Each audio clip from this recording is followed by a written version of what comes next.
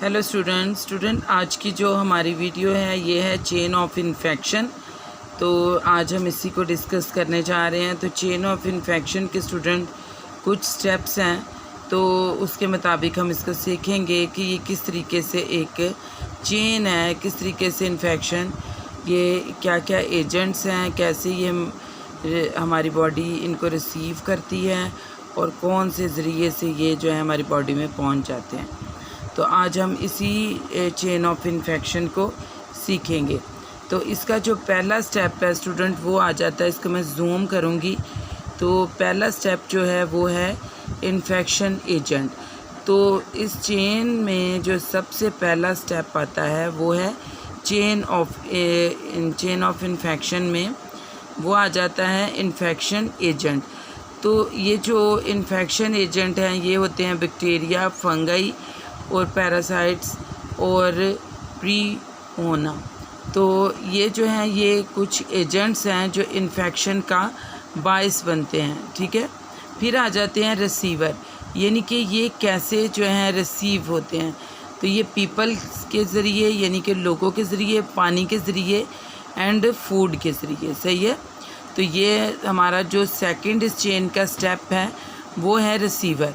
और third step इसका जो है वो है पोर्टल्स ऑफ एग्ज़िट, यानी कि ये किस तरीके से किसी एक मतलब कैसे ये जो हैं एग्ज़िट बाहर आते हैं और किस तरीके से फिर आगे देखेंगे हम कि ये इंटर होते हैं। तो अब एग्ज़िट में जो है वो है ब्लड के ज़रिए, पोर्टल ऑफ एग्ज़िट में ब्लड के ज़रिए और फिर सिक्रीशंस के ज़रिए, यानी कि जो है बलगम और पेशाब पखाना इनके ज़रिए, सीमेंस के ज़रिए और फिर एक्सक्रीशंस के ज़रिए एंड स्किन के ज़रिए, यानी कि स्किन का जो कटा फटा होना या वुंड ओपन हो जाना, ठीक है।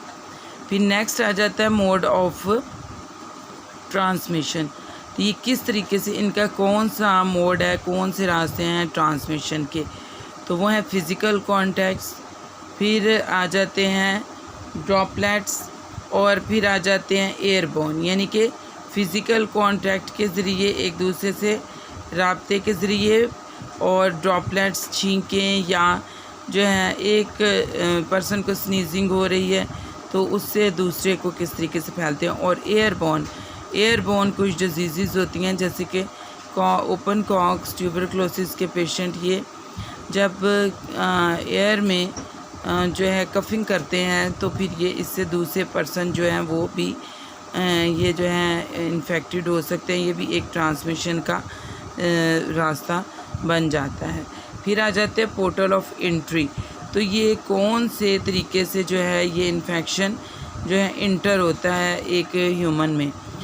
म्यूकस मेम्ब्रेन के ज़रिए, यानी कि जो म्यूकस मेम्ब्रेन्स हैं उनके ज़रिए, रेस्पिरेटरी सिस्टम के ज़रिए, डाइजेस्टिव सिस्टम के ज़रिए, यानी कि रेस्पिरेटरी सिस्टम में ये कि जो सांस लेते हैं उसके ज़रिए।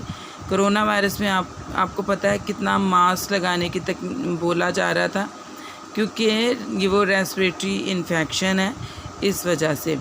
और फिर डाइजेस्टिव सिस्टम में गंदे फल फ्रूट, पानी गंदा पी लेने की वजह से हाथ ना धो के।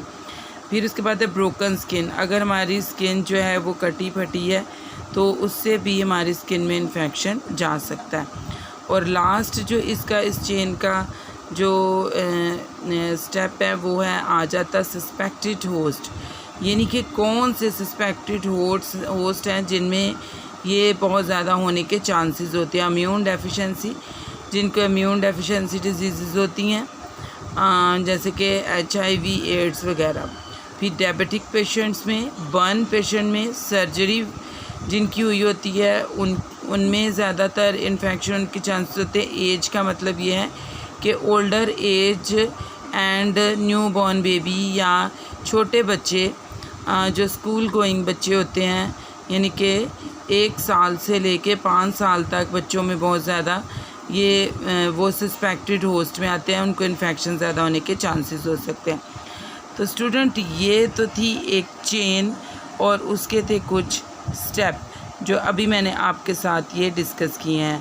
तो ये एक पूरी चेन है जिसके ज़रिए से जो है इन्फेक्शन एक ह्यूमन बॉडी में जो है वो दाखिल हो जाता है।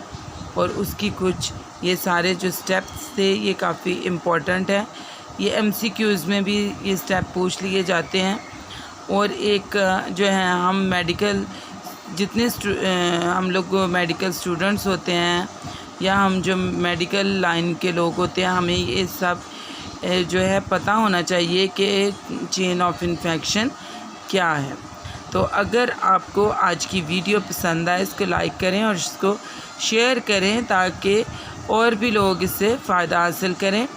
और लाइक करें इस वजह से कि इससे हमारी मोटिवेशन होती है जो मैं आप लोगों के लिए वीडियोस बनाती हूँ। Thank you so much watching for my video.